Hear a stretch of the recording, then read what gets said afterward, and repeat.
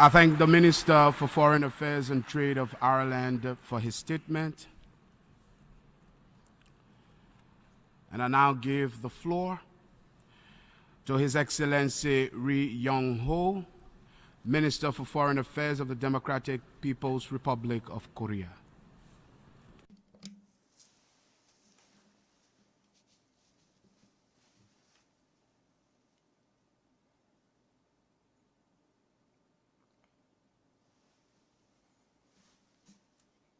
Mr. President, first of all, allow me to congratulate Your Excellency Mr. Miroslav Lajčák on your election as the President of the 72nd session of the United Nations General Assembly.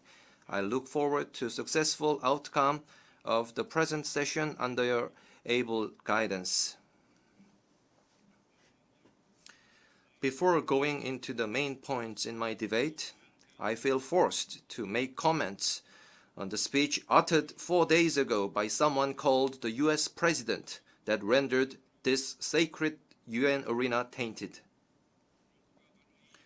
Since Trump uttered such reckless and violent words provoking the supreme dignity of the Democratic People's Republic of Korea at this very platform, I think it is fair enough for me to make a response in the corresponding tone.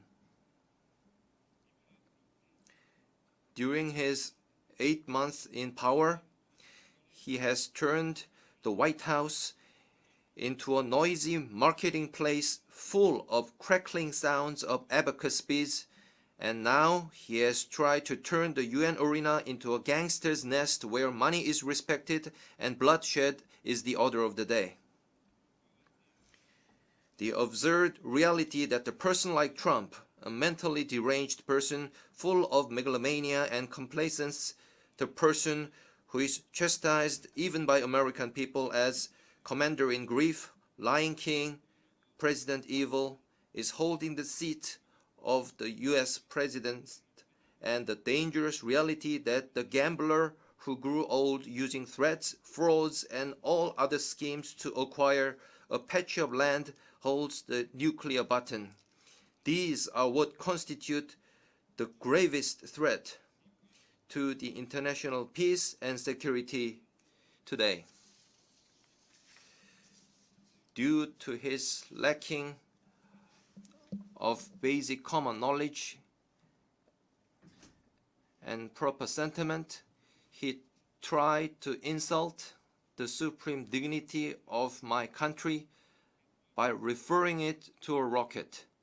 By doing so, however, he committed an irreversible mistake of making our rocket's visit to the entire US mainland inevitable all the more. None other than Trump himself is on a suicide mission. In case innocent lives of the US are harmed because of this suicide attack, Trump will be held totally responsible. The respected supreme leader of the DPRK, Comrade Kim Jong-un, stated, "As a man representing the DPRK and on behalf of the dignity and honor of my state and people and on my own, I will make the man holding the prerogative of the supreme command in the US pay dearly for his speech calling for totally destroying the DPRK." Trump might not have been aware what is uttered from his mouth, but we will make sure that he bears consequences far beyond his words, far beyond the scope of what he can handle, even if he is ready to do so. Mr. President, focusing on people, striving for peace and a decent life for all on a sustainable planet, this is the theme of the current session. For all countries and people to enjoy peace and a decent life, it is imperative to realize genuine international justice before anything else. Realizing international justice is one of the main missions of the United Nations. Mr. President, Article 1 of the UN Charter stipulates, to bring about by peaceful means and in conformity with the principles of justice and international law, adjustment or settlement of international disputes or situations which might lead to a breach of the peace. Due to high-handedness and arbitrariness of one particular big power, however, at present, the purpose and principles of the UN Charter and other established basic principles of international relations are now wantonly ignored in the UN arena. Abnormal acts justifying and legitimatizing high-handedness and arbitrariness and acts of violating truth and justice are connived at or tolerated. The most rampant violation of international justice can be seen on the Korean Peninsula. Unprecedented acts of injustice, such as imposing harsh sanctions on a victim for the reason that the victim choose to stand up to the offender, are openly committed in the name of the UN. The essence of the situation on the Korean Peninsula is a confrontation between the DPRK and the US, where the former tries to defend its national dignity and sovereignty against the latter's hostile policy and nuclear threats. The United States is the country that first produced nuclear weapons and the only country that actually used it, massacring hundreds of thousands of innocent civilians. It is the US that threatened to use nuclear weapon against the DPRK during the Korean War in 1950s and first to introduce nuclear weapons into the Korean Peninsula after the war. The US started large-scale joint military exercises against the DPRK during the Cold War period and further increased their scope and aggressive nature after the Cold War, staging the exercises several times a year by mobilizing more of nuclear strategic assets. What else could be a bigger threat than the violent remarks such as pouring fire and fury, total destruction, coming from the top authority of the world's biggest nuclear power? The very reason the DPRK had to possess nuclear weapons is because of the US, and it had to strengthen and develop its nuclear force onto the current level to cope with the US. The US hostile policy and nuclear threats have continued over 70 years, and these have led the situation on the Korean Peninsula to a touch-and-go point. But in the United Nations, unjustifiable resolutions which illegalize justice as injustice are randomly adopted due to the high-handedness of the US.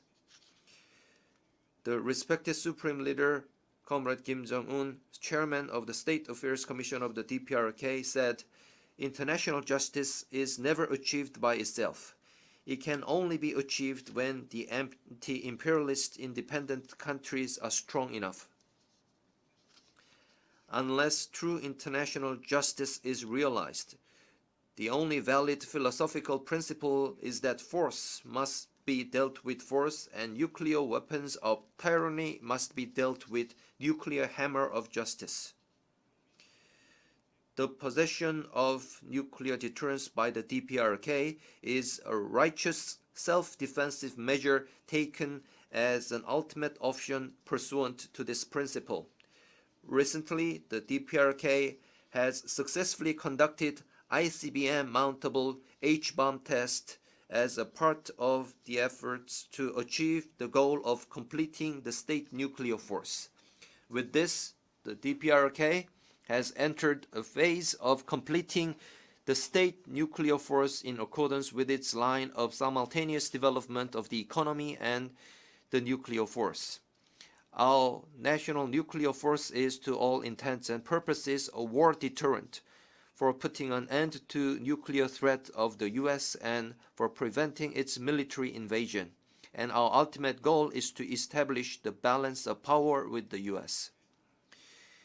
Distinguished delegates of all countries attending this session are aware of the fact that the DPRK, unlike other nuclear weapon states, made public every time to the world the test process and its result in all stages of the development and advancement of its nuclear force. since the war deterrent for safeguarding peace and security of the Korean Peninsula and the region is strengthened enough, the United States and its followers must now think twice before launching military provocation against the DPRK.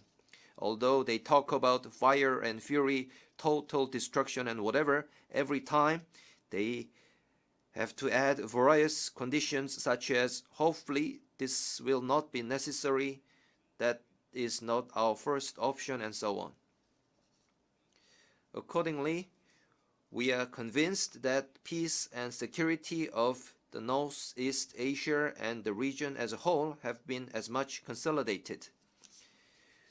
We do not need anyone's recognition of our status as a nuclear weapon state and our capability of nuclear strike. The ICBM, marked with sacred name of the DPRK, flew over the universe above the endless blue sky.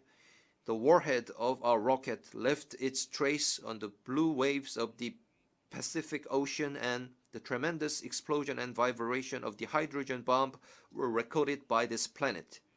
Although our decision to possess nuclear weapons was an inevitable option forced by the United States, it resulted in our country achieving the status of nuclear weapon state and a rocket power, and this prestige has now become an immortal destiny of the DPRK. Mr. President, the failure of the United Nations in fulfilling its role in realizing genuine international justice is primarily related to the undemocratic old practices of the Security Council. It is none other than the Security Council which disregards the UN Charter from the very first article and only acts in pursuit of the will and interest of its permanent member states. It is not incidental that the issue on reform of the Security Council had already been decided in 1992 by Resolution 47/62 at the 47th session of the UNGA. Since then, the UNSC reform issue has been discussed at the UNGA every year during the past 25 years, but without any progress at all. This fact itself clearly shows how deeply the current prominent members are obsessed in their anachronistic vested interests. One permanent member alone can veto the general will of over 190 UN member states. Such an undemocratic UN organ is the Security Council.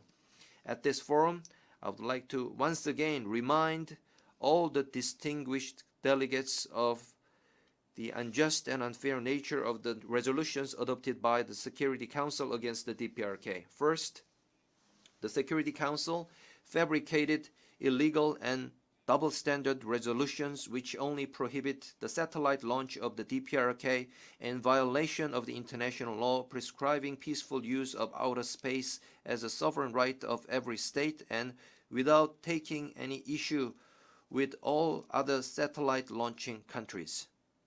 Second, the Security Council cooked up illegal and double-standard resolutions which arbitrarily prohibit only the nuclear tests of the DPRK, although nuclear test strictly belongs to the sovereignty of every state, since the international law on prohibition of nuclear test has not yet entered into force, and there are countries that conducted many more nuclear tests.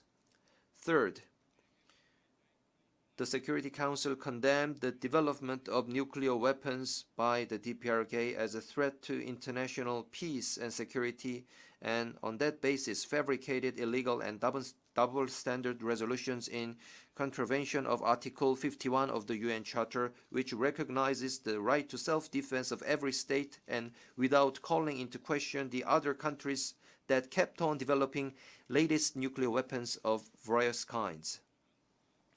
The reason these unjust and unfair resolutions continue to be adopted is that the permanent members of the Security Council, all nuclear powers, have common interest in maintaining their monopolistic nuclear status. The permanent members of UNSC are talking much about non-proliferation of nuclear weapons, But viewed from the aspect of nuclear non-proliferation, the DPRK's possession of nuclear weapons is a righteous self-defensive measure.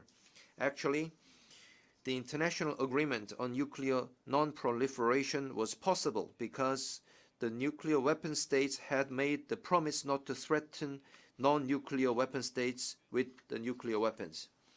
Article 10 of the NPT stipulates that each party shall have the right to withdraw from the treaty if it decides that its supreme interests have been jeopardized. This article recognizes that the supreme interests of states are above the nuclear non-proliferation. After all, the US itself impeded the international efforts for nuclear non-proliferation by not giving up the nuclear threat against the DPRK, but rather compelling the latter to possess nuclear weapons. This eloquently shows that the anti-DPRK resolutions are not based on any established principles and that they are nothing less than the products of undemocratic old practices of the Security Council and the conspiracy and collusion of the forces obsessed only in their vested interests. The US claims that the DPRK's possession of H-bomb and ICBM constitutes a global threat, even at the UN arena. But such claim is a big lie, which is just tantamount to the notorious big lie faked up by the US in 2003 about the existence in Iraq of weapons of mass destruction in order to invade that country. The Democratic People's Republic of Korea is a responsible nuclear weapon state. We will take preventative measures by merciless preemptive action in case the US and its vessel forces show any sign of conducting a kind of decapitating operation on our headquarters or military attack against our country. However, we do not have any intention at all to use or threaten to use nuclear weapons against the countries that do not join in the US military actions against the DPRK. The US is resorting to an intrigue of condemning the DPRK's nuclear possession as a global threat in order to find a pretext for coercing other UN member states into implementing the anti-DPRK sanctions resolutions. This is a sneaky and selfish attempt by the US to avoid its responsibility for the nuclear issue of the Korean Peninsula and to pursue its own interests by using and sacrificing other countries that have nothing to do with the issue. The DPRK government made a request to the UN Secretariat that a forum of international law experts be organized to assess legal grounds and lawfulness of the UNSC resolutions, but we have not heard anything from the Secretariat for 9 months already. Same is true of the fact that the DPRK made repeated requests to the United Nations Security Council to discuss the serious threat to the international peace and security posed by the aggressive and provocative US-South Korea large-scale joint military exercises, but these requests were never put on the UNSC agenda, rather turned down every time. The UN Charter stipulates that the members of the United Nations accept and carry out the decisions of the Security Council. If the resolutions on the DPRK adopted at the Security Council are truly lawful and fair, there will be no need that all US ambassadors abroad and even the President and the State Secretary turn out to coerce other countries into implementing the resolutions. Furthermore, there will be no need for the US to bring its stooges like South Korea and Japan into this.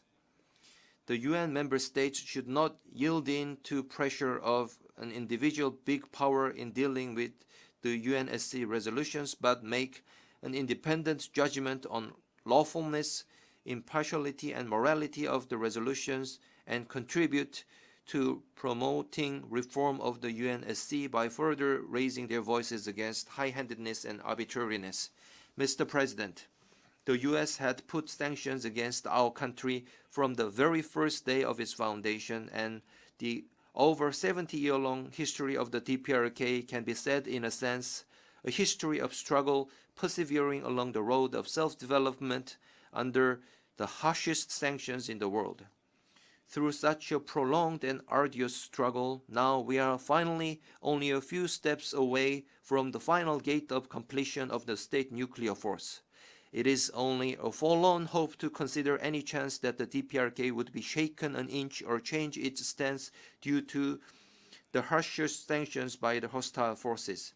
The day will certainly come in the near future when we settle all damages inflicted to our peaceful economic development and improvement of the people's livelihood and all the sufferings imposed on our innocent women, children, and the elderly by the heinous and barbaric sanctions against our republic. The DPRK already organized a National Damage Investigation Committee to make comprehensive study of total damages inflicted on our republic by all kinds of sanctions. This committee will thoroughly investigate and compile all physical and moral damages imposed upon the DPRK by the US, its followers, and also by those countries that submitted to the US coercion. When this racket of sanctions and pressure reaches a critical point, thus driving the Korean Peninsula into an uncontrollable situation, investigation results of this committee will have a huge effect in holding those accountable. Mr. President, my delegation takes this opportunity to extend strong support to and solidarity with the Cuban government and people who are fighting to defend national sovereignty and realize international justice against the high-handedness, arbitrariness, and unilateral embargo of the U.S. We also express strong support to and solidarity with the government and people of Venezuela who are fighting to defend the national sovereignty and the cause of socialism. The unjust and contemptible acts such as turning a blind eye to the heinous acts of Israel while condemning in every manner only the Syrian government fighting to protect its national sovereignty and security should not be tolerated any longer. The DPRK government will certainly defend peace and security of the country with its powerful nuclear deterrence and also contribute to safeguarding world peace and security. Thank you, Mr. President. I thank the Minister for Foreign Affairs of the Democratic People's Republic of Korea. I now give the floor